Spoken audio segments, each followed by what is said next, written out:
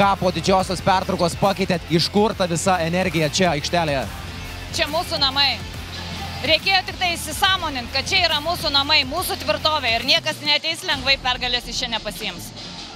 Dijas, esas Dijas, 38 naudingumo balai per abi vos ne pusę komandos naudingumo balų.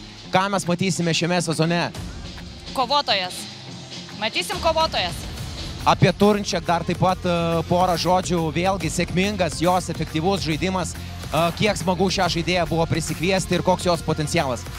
Tai yra nerealu, treneriui yra tikrai nerealu dirbti su tokio lygio talentu. Tai yra labai jauna žaidėja, jinai dar 12 klasėje tesimoko. Ir turėti tokią medžiagą, iš kurios gali padaryti žaidėją ir dirbti su ją, yra dovana kiekvienam treneriui. Treneri, ko po didžiosios pertraukos pritrūko jūsų akim?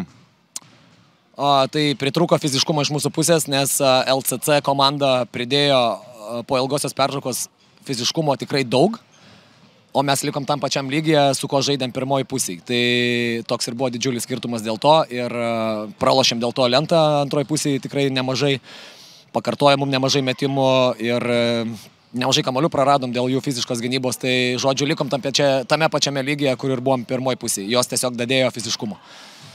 Baudos metimų metėt daugiau kaip dvigubai mažiau, su kuo galima taip pat sieti?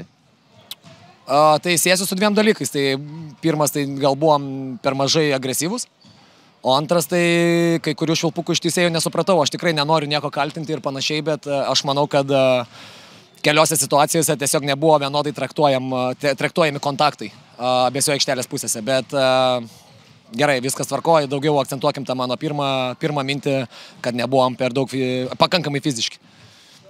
Dabar aistroms nurimus ar vertinant žiūrint su praėjusiu sekmadieniu, pavyko jūsų akim žengti žingsnį į priekį, nežiūrint į pralaimėjimą?